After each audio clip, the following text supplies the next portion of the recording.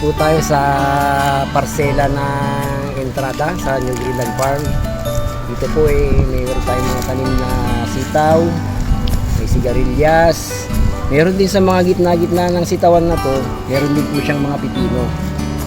Ayan, sabay-sabay po natin yan na mga harbisan. Sa gitna naman yan, may mga saluyot. Ayan, saluyot. Sa gitna niyan, mga bawat linya ng balag.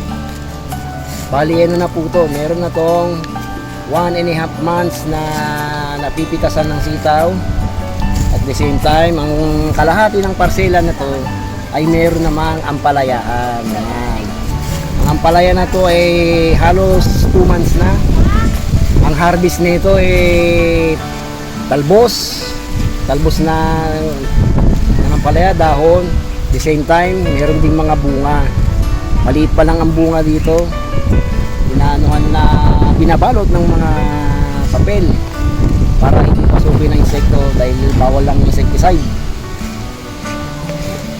Tapos meron dito bali ano na to halos last harvest na ng bunga nito, pero meron pa rin mangilan-ngilan na bunga niya. Ayan,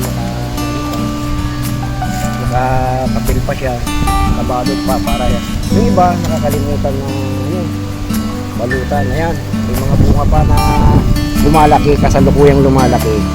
Merong papasibol galing ng pagmumulaklak, merong lumalaki, kaya tuloy-tuloy pong harvest nito. Ang buhay po ng ampalaya, umaabot halos po yan ng 4 months.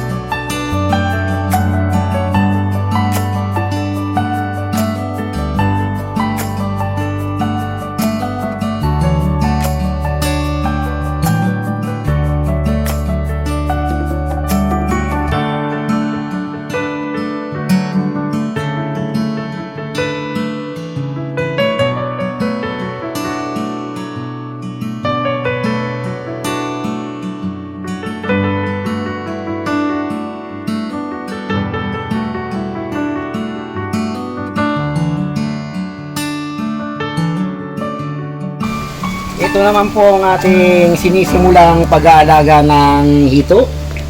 Ayan po. Halos at kalahating buwan na siya dito.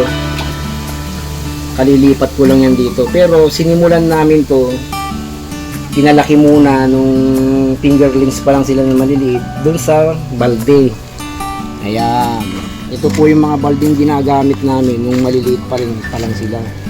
Dito nakalagay yung hito, may butas-butas yan. Pag nilubog mo yan sa isang balde pa, madali mo na siyang lilinisin. Yan. Tapos ang dumi nila, sa butas na rin. Tapos sa ilalim lahat mapupunta. Pag nilinisin mo, itataas mo lang yan. Ayan. Ganyan. Habang pinalalaki namin, ganito lang ang sistema. Palit ng tubig para walang mamatay. Tapos ang tubig naman, yan ang pinangdidilig namin sa ampalayahan, sitawan, sa mga gulay. Yan po. Malaki na sila.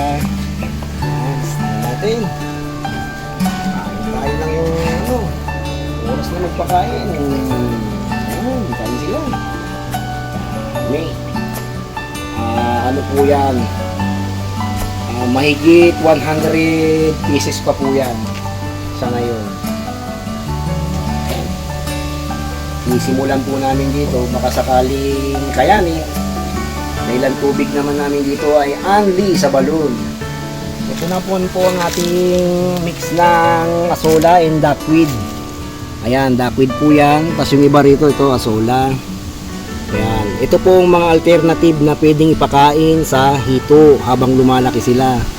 Para ang feeds niya, minimize lang ang feeds niya. Ito na lang ang ihahalo mo. Yan po, nag-aalaga na rin po kami yan. Asola and duckweed. 1, 2, 3.